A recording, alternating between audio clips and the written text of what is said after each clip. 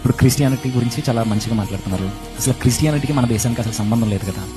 ఎక్కడో పుట్టిన క్రైస్తవ్యానికి మన ఇండియాకి సంబంధం ఏంటి అసలు? ఇక్కడ వేల సంవత్సరాల నుండి ఎన్నో మతాలు వెలిసిందే, ఎన్నో మతాలకు సంబంధించిన గ్రంథాలు ఉన్నాయి. ఇవి ఉండగా మరలా కొత్తగా బైబిల్ ఒక క్రిస్టియానిటీ ఎక్కడో నజరేత్ అనే గ్రామంలో పుట్టిన ఆ వ్యక్తిని మనం ఎందుకు ఆరాధించాలి? ఆయనకి మన ఇండియాకి అసలు సంబంధం ఏమైనా ఉందా? మనం ఎందుకు ఆయన మార్గంలో నడవాలి? ఈ ఎన్ని మార్గాన్ని కాదని ఆ ప్రభు మార్గాన్ని మనం ఎందుకు? ఓకే, సో భారతదేశానికి ఉన్నటువంటి హద్దులు ఎల్లలు ఏవైతే ఉన్నాయో అవి ఈ రోజు మనం పెట్టుకున్నవి. అంటే బ్రిటిష్ వాడు మనకు ఇది మీ దేశం అని చెప్పి వెళ్ళిపోయాడు.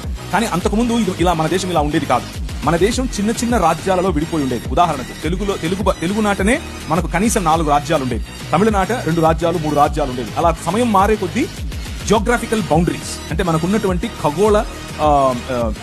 ఖగోళ కాదు, ఈ మన హద్దులు ఏవైతే ఉన్నాయో అవి మారుతూ వచ్చాయి. కానీ యేసుక్రీస్తు పుట్టిన సమయంలో ఆ రోజు ఉన్నటువంటి భారతదేశం నిజానికి అదంతా ఒకే రాజ్యమే. అక్కడ మొదలుకొని ఈ భారతదేశానికి అక్కడ ఉన్నటువంటి దేశానికి లేకపోతే ఇస్రాయేల్ ప్రాంతానికి ఇప్పుడున్నటువంటి సంబంధం కాదు.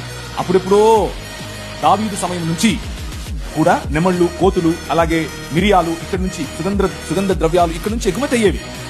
సో మంచి దౌత్యపరమైనటువంటి సంబంధాలు ఉన్నవే. రాజ్యములు వేరైనా కానీ మనమంతా ఒకటిగానే ఉన్నాం. భారతదేశం ఆ రోజుల్లో ఇక్కడి వరకు ఇప్పుడున్నటువంటిదే కాదు.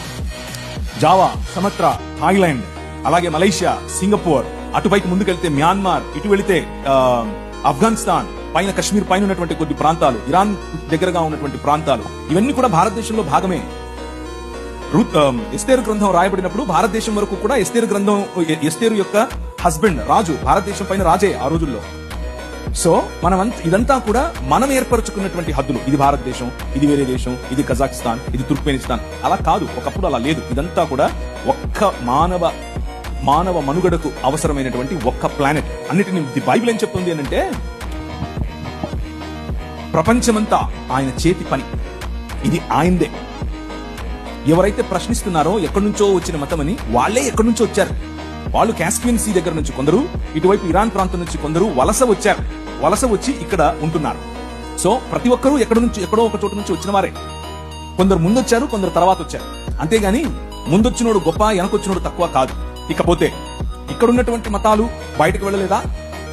ఇక్కడ ఉన్నటువంటి బౌద్ధం జపాన్ వరకు వెళ్ళలేదా? ఇక్కడ ఉన్నటువంటి బౌద్ధం ఎందుకు ఈ దేశంలో లేకుండా పోయింది? ఇక్కడ పుట్టినటువంటి బౌద్ధాన్ని ఏమాత్రం ఉద్ధరించారు మీరు? తరిమేశారుగా. ఒక తల ఇస్తే ఇన్ని బంగారు నాణ్యాలు ఇస్తాము అని పుష్యమిత్ర శృంగుడు చెప్పలేదా? సో ఇక్కడ పుట్టిన దాన్ని ఏదో ఉద్ధరించినట్టుగా మాట్లాడకూడదు. అలాగే బయట పుట్టింది అని దేన్ని చెప్పడానికి వీల్లేదు. ఎందుకు అని అంటే ఇదంతా ఒక్క ప్రపంచం. ఇది మా నాయనది, మా నాయన ప్రపంచం. ఇది మా నాయన ప్రపంచంలోకి మా నాయన వచ్చాడు.